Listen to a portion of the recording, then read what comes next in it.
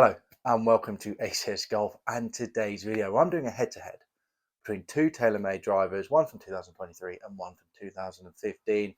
Don't worry guys, reviews as always on Sunday, so don't forget to subscribe to the channel for that. Now let's get into the two clubs that I'm competing against each other and why. I picked these two Taylormade clubs because, to be honest, obviously Taylormade been going for years, I could pick anything out of a hat. But anyway, so the first one up is this, the Taylormade Stealth 2 from 2023. If you've watched my channel, you know that this is my current gamer. I love it. I love the distance. I love the feel. I love the looks. Generally, I just love it, and it performs well for me. Do check my channel out for that review. And the club I put it against is this, a Taylormade R15 from 2015. Now, the reason for that is I've actually picked this up to do a review for you guys. If you're watching this video just as it's come out, which is midweek, it's probably going to be Tuesday. Then the review will be coming out on Sunday for this club. So do remember, as I mentioned before, subscribe for this review. If you're watching it in like 2 weeks' time, then this will already be out on the channel. So do check it out. And the reason I picked this up is because I actually done a review on the SLDR, which I absolutely loved from Taylormade. It was long, it was good. I wouldn't say it was necessarily forgiving, but it was long, it was fun to hit. And this is obviously the model up where they put even more weight in there. And I was just thinking, for a club that you can pick up for £100, $125, how well is that going to perform on a head-to-head against a club that, let's be honest, still on the second-hand market? You're picking it up for, I think it was like $325. So what's that in dollars? Bear with me. So yeah, nearly $400 in the second-hand market. I mean, obviously going brand new, it's going to cost up to that 500 mark. So it made me think how much difference there actually is between these two. Now, the majority thing of this I'm going to go into really is just distance. When I go for the review of this, then I will comment more about obviously the feel, looks, etc. And we'll go for the ACS Golf Scale on the actual review of this club. But I really just wanted to concentrate on the distance here. So the plan is obviously because I want this to be as fair as possible. Now, one thing I will say is I never think the drivers have really changed over the past few years, but maybe shafts have. So to keep it fair, I put the R15 in my Ventus shaft, the current shaft that I'm using, stiff flex, and I also lofted the clubs down. So this was 10.5, and I lofted this down actually to 10. So because it's a 12-degree head, to try and match them off as best as possible when it came down to degrees as well. And there you go. Hit quite a few shots of them each down the range, and I picked the best 5 and took the average to see which was the overall winner.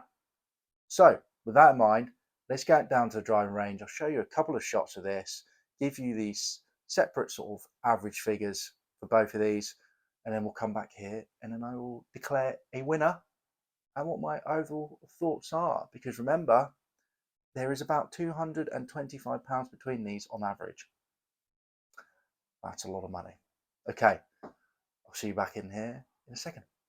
So here we are down at the range. Now let's jump straight into those figures. We'll do the R15 first. So on average, I had a flat carry of 216 yards, total distance 245 yards, ball speed 145 miles per hour, launch angle 13 and height 70. Now going on to the Stealth 2, had a flat carry on average 224 yards, total distance 254 yards, ball speed 148 miles per hour, launch angle 12 and height 71. So even though I was getting the launch angle a little bit better with the R15, obviously I was just getting better sort of maybe spin with the Stealth 2 because I was getting a little bit more height on average, which makes sense. The R15, you have the weights right at the front, which is low spinning. And then what I found as well is obviously with the distance there, on average I want 250 total yards, ball speed around 150. Now with the R15, I didn't actually manage to get that 250. I got a couple around the 249, but I didn't manage to break it. And that's the same with the ball speed. Ball speed I got up to 148, but again I didn't manage to get up past that 150.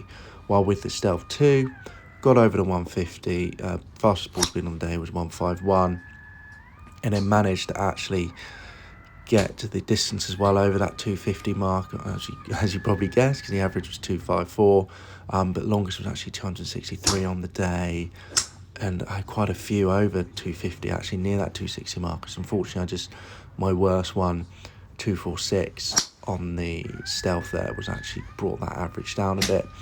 And there's another difference as well. So my worst on the stealth, obviously these are the 5 best shots, but my worst with the stealth was 246, while with the R15 it was actually 242. So again, a little bit difference there, but not as different as much as the average there. So, maybe you could say it's a little bit more consistent with the R15, but again, overall, obviously the stealth did win it. So there you go. There are the results. So if we're going straight on the distance, we have a clear winner, to be fair, and that is a Taylormade Stealth 2. So as I've mentioned, on average, I was getting 254 yards, ball speed 148, and flat carry was 224 yards, while with the R15, as I mentioned, you know, total distance 245, so that's actually down by 9 yards. Ball speed 145 miles per hour as well, that's down by 3. And then carry was less as well, 216 on average. So not far off what I'd sort of want from my driver. As I mentioned before, I want 150 ball speed. If you ever watched my video, sorry, I always mention I want about 150 ball speed when it comes down to drivers, and I want distance around that 250 because of my shocking launch angle.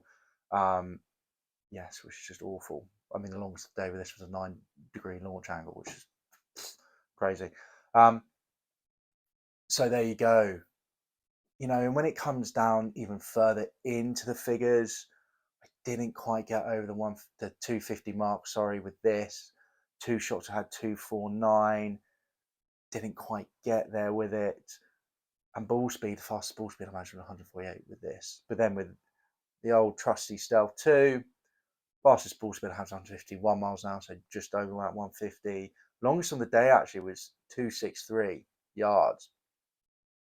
It's only because some of the hits weren't that great that it was one that was 246 actually brought it down to that 254. If not, everything else was over 250, near that sort of more around that 260 mark. So it would have been even a little bit higher. So the distance could have been even a little bit more, to be honest. Things I will say is I did test this as the most sort of longest distance if you have both the weights. I remember, again, I will put a review out of this club so you'll be able to see more details, but having these 2 weights here, that's a low spinning option, so no maximum distance, which I wanted to do. I could have put it into the more forgiving mode when it's just around both around the edges, or maybe put it in the middle, but I wanted to really test it, put the maximum distance against this and just see if the sort of the middle range club, which this is for this year, it's sort of very much for your more average player, could be what was technically, when it came out, was probably for the better player with these weights in the middle anyway. Don't get me wrong, anyone can use this club because you've got that adjustability, but I had in the settings for sort of your better player just to see what it was like. So there you go. So as I mentioned before, there is a clear winner here in 9 yards in it, but that's not the whole story though, because yes, 9 yards are in it, but at our level, are we going to be that fussed at 9 yards? We're talking £225 difference between these 2 clubs. So we're talking, when it comes down to it, 25. You're paying an extra £25 per yard on average. That is an extra £25 per yard. It's quite a lot of money, isn't it? And there's only, even though there's 8 years difference in here, so we're only gaining about just over a yard extra distance each year. So it really does make you think about second-hand clubs. It makes you think, well, hold on, I don't necessarily need to be getting this. Okay, 2015, maybe then, I'm starting to look at quite a big difference there, 9 yards. Because I know a lot of you guys watching this will be like, 9 yards, that's huge. Because let's be honest, it is a club's length majority of the time between a lot of people. So, there is that big difference there. But then, some of you will be watching this going, well, hold on. I'm really not fussed about 9 yards. I'd rather save that £200, put it to lessons, and then I become a better ball striker and then get more distance with this, rather than spending all my money on that, hit it the same way and not get it as far. And that's the thing you got to think about when you look at the second-hand market. Yes, the clubs have improved, but they haven't improved massively. You could maybe go for the 2016 M2 version, which maybe an extra 20 quid. That's still £200 less than this. And I promise you that one, probably the difference probably will be even less. The average on the M2, I can imagine, will be even more, because I know at that point when it came down to Taylormade, that was sort of a pinnacle. They hit that sort of M2, M1, that sort of range, and it made a big jump up for them. But again, and then you might have maybe 5, 6 yards of it. It's really not that much. So overall, yes, we have a winner. Yes, it's a Taylormade Stealth 2. Yes, it did win by 9 yards. Personally, I do prefer the look of it, and I do enjoy hitting this one more than that. But if someone said to me, you've got £225, no, say £350, go and buy yourself a bag, or go and do what it was you want to do on the golf course, would I be buying that one club, or would I be buying this for £100, which, don't get me wrong, is still a really nice looking club, and then putting that money elsewhere to lessons, or maybe a putter, or maybe possibly 225 quid, you probably get yourself another set of irons for that. There's a lot of options there. So it just shows you, yes, there was a winner, but when it comes down to the second-hand market, you don't necessarily need to go new to get some good distance and get yourself on a golf course. So there you go. Hope you guys have enjoyed this little one-to-one, and it's hopefully opened up your eyes, to looking at these older clubs, because in the end of the day, you can save some good old bargains out there on the second-hand market, even if the new ones technically are the best. So there you go.